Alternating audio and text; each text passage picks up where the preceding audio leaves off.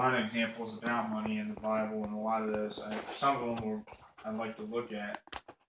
And James talks about a lot about being double-minded, and how he talks about a double-minded man is unstable in all his ways, and that you know he makes another distinction as being like someone who's tossed about by the waves and driven away by the winds and different things. And for me, I mean, this was something that the Lord put on my heart. For me, I'm just gonna share it with you because I don't have everything together, in that respect. I mean, especially being here and not having money, and having to focus on other things as far as like not just sitting around reading my Bible and thinking about what's next. I mean, I got a lot of things that are on my mind, and you know, keeping things in perspective and always keeping my eye on the Lord is really important. And this is just a thought process that I went through this week because of laying in the hammock listening to the book of Matthew and just hearing Jesus mention money, mention things, mention, you know, himself and the main passage of everything or containing money is that, you can't serve God and mammon, or money. And then I started thinking, well, you can't really serve God and anything else either, money's an example. It's a root of all evils, the love of money.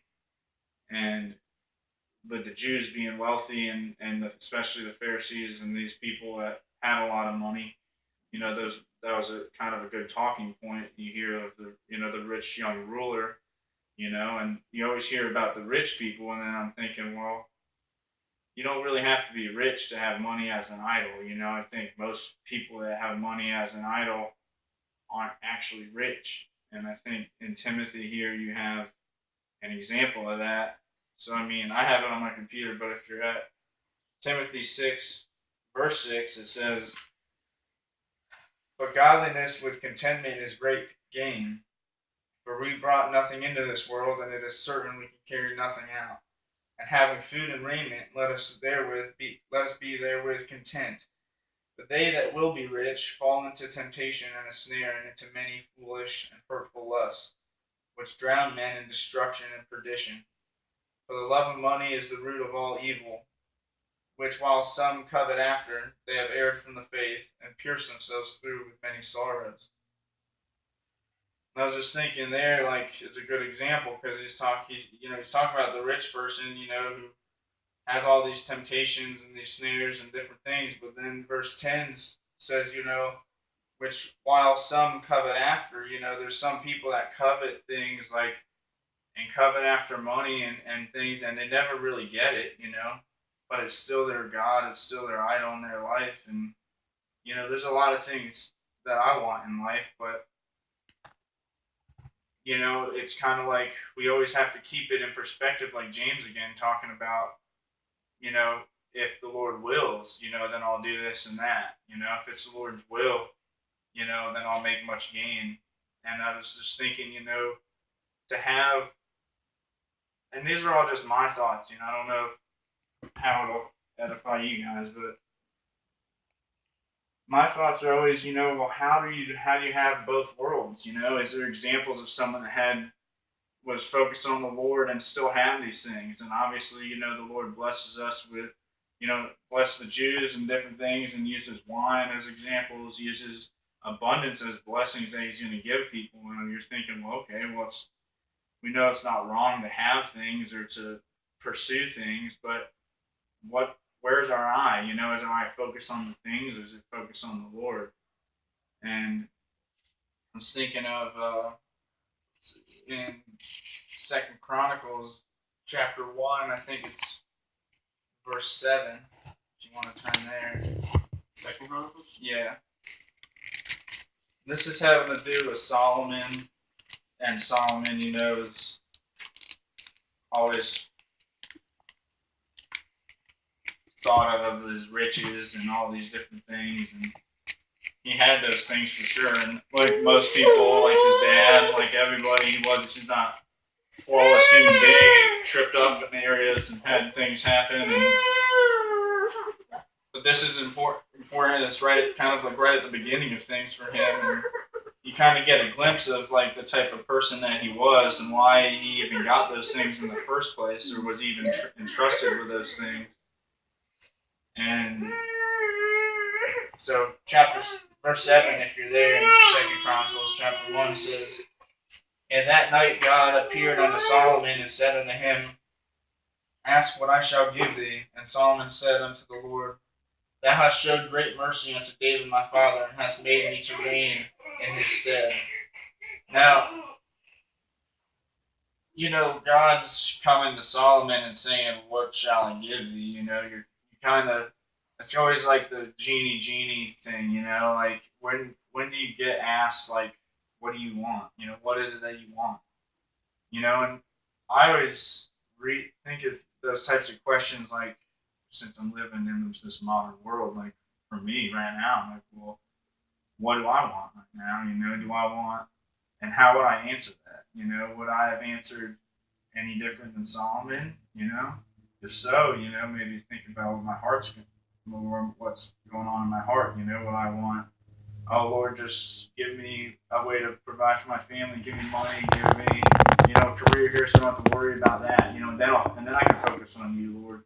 And that's kind of backwards. And you see a lot of scriptures stating that that's a backwards train of thought. It seems like, because the way we've been taught and the way the world is now, that's okay. It's a natural concern. You want to provide. You have a kid. You go.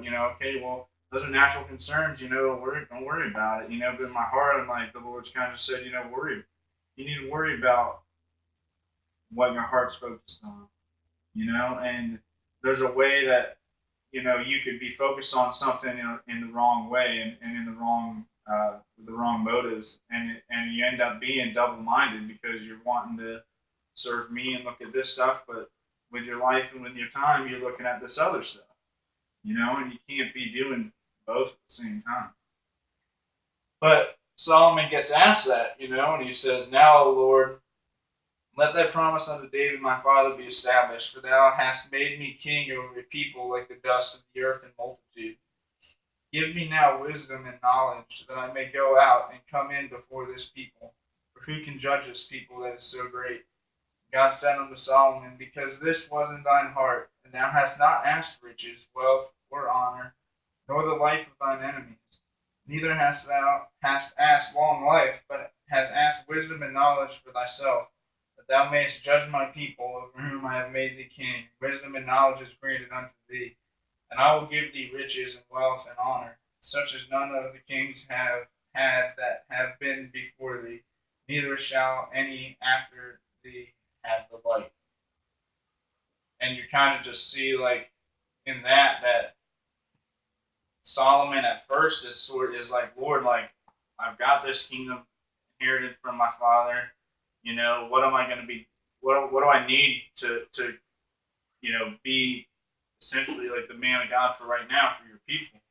And he's asking for wisdom, he's asking for knowledge, and the Lord says, "Okay, well, because you've asked for these things, I'm going to give you these other things." And that's kind of like the passage of, like, all these things are going to be added unto you, that Jesus talked about. And for me, it's like, it's against the world's way of thinking to just focus on the Lord, and essentially not worry about the other things that, the day's going to make way of itself. And you get a glimpse of Solomon here, and, he went into a lot of different areas, and, like his dad did, having ups and downs and different things with the Lord. And then you read Ecclesiastes and how he's going, and how the preacher's going over these things about money, and about, I focused on this, and then I saw this with everything, and it was vanity.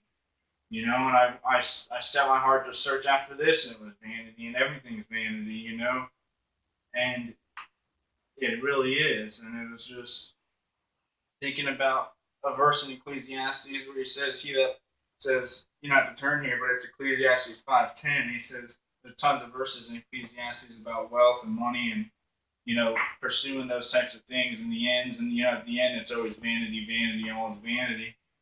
And he's saying, "He that loveth silver shall not be satisfied with silver, nor he that loveth abundance with increase. This also is vanity." And there's kind of a glimpse there of like money again, with silver or riches, that you're if you love those things, you're still not satisfied. And if you're looking for abundance, or you're looking for, like the world today, if I just get my house and I can get a house and I can get this, and then we tell ourselves, oh, we'll be happy then, but you're not going to be satisfied with that. It's all vanity, and where is satisfaction in my life coming from? Having left a lot of things, and having come here with few things, and get robbed, and have a lot of things that meant a lot to me that I invested in and taken from me, sort of, takes us to another verse in here about possessions and about things. And like I said, this is just what I think about when I hear these things, because, we're, for me, I'm guilty of being caught up in a lot of that stuff. I'm always trying to, repent before the Lord over things, like, because I know my heart. It's like that song you suggested, of talking about how like your heart's like prone to wander.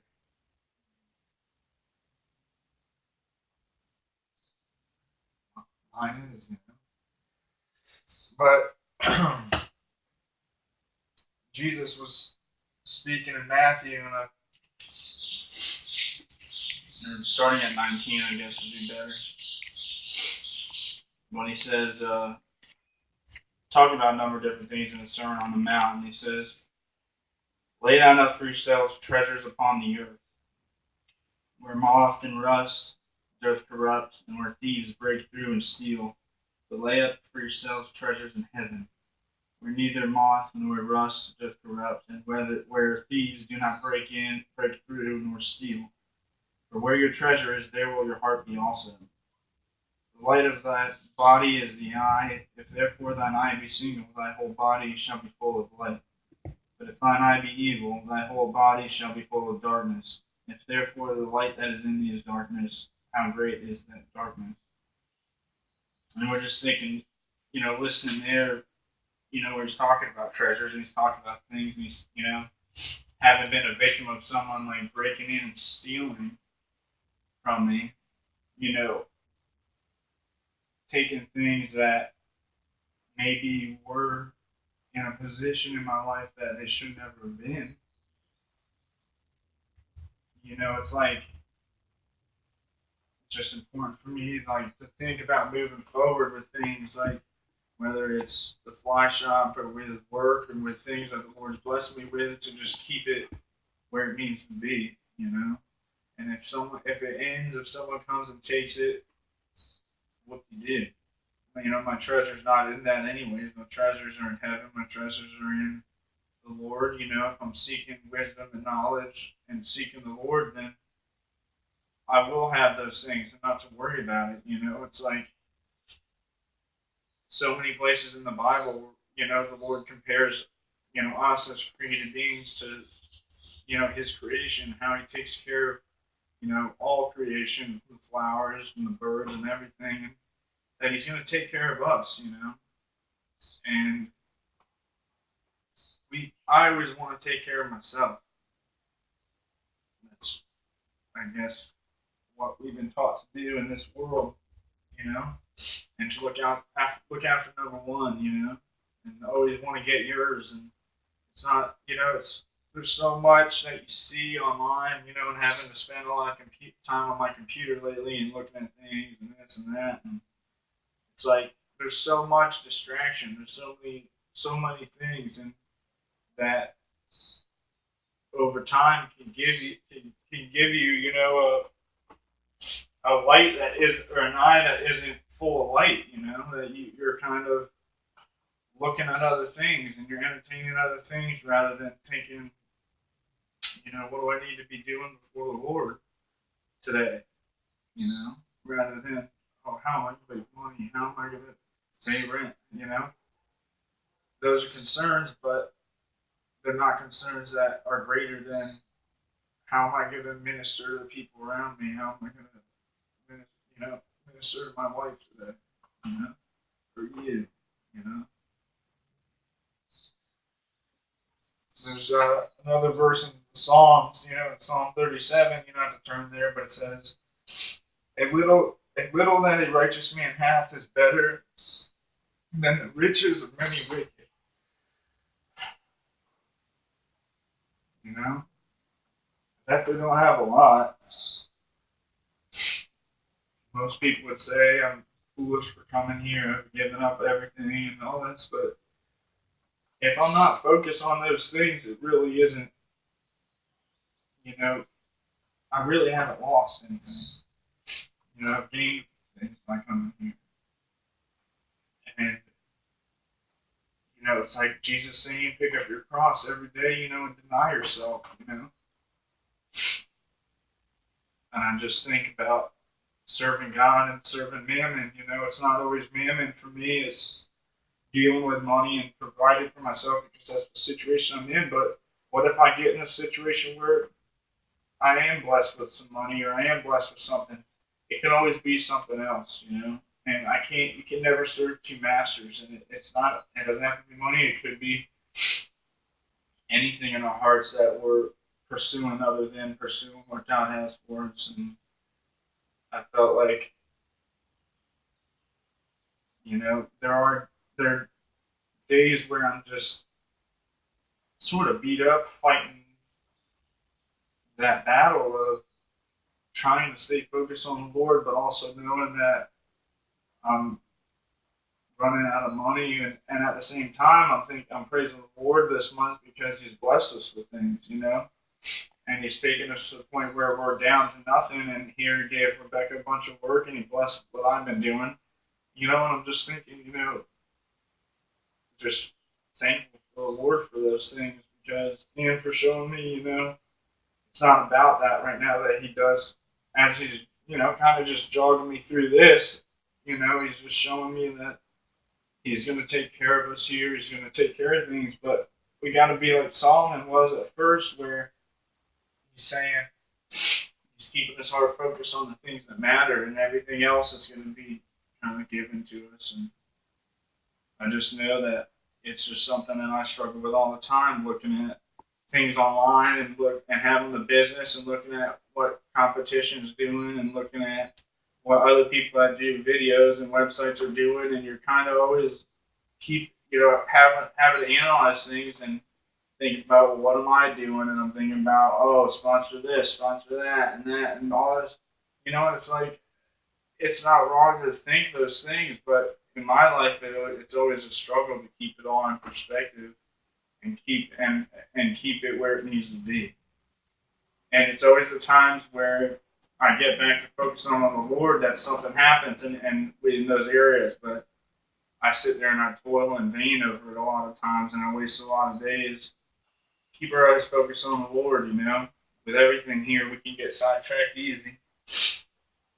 And I know, like, for me, it's following the Lord. It's like He says, walk with me or whatever, and we kind of take this idea of the Lord, being a plumb line and with His life and the way He walked, and we're supposed to walk as He walked, and it being this nice straight line, and that's not always easy to do, walk a straight line, if you're not focused, you could be 1 degree off, and it looks like you're walking the same line, you're really not, you're just fooling yourself. I think that's why looking at little things in my heart and little things in all our hearts is important, because we can be a little off for a long time and not realize we're off, if we're not taking the time to pray and ask the Lord to show us things. And, like stuff like this, He's faithful all the time to show me where I'm an idiot, And I think it's important for all of us to stay in that position where we're able to hear when the Lord's nudging us back 1 degree. Out of the 360 doesn't seem like a lot. But a lot of times we need to be nudged over to where we're back into His will and not serving, not other gods, but not serving money or serving our own agenda or serving our own will.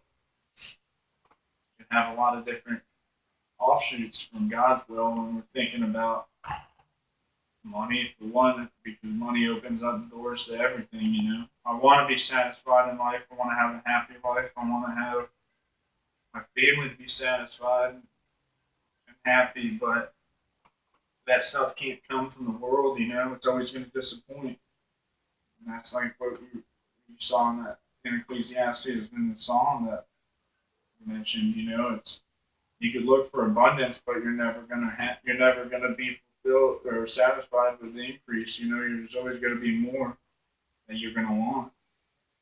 And I just don't really have any conclusion to my thought except look at those scriptures, see if there's anything in there for you. I mean, looking at that verse in Chronicles with Solomon, I mean, don't know if I would have said wisdom and knowledge. You know, I'm not feeling like ashamed of it.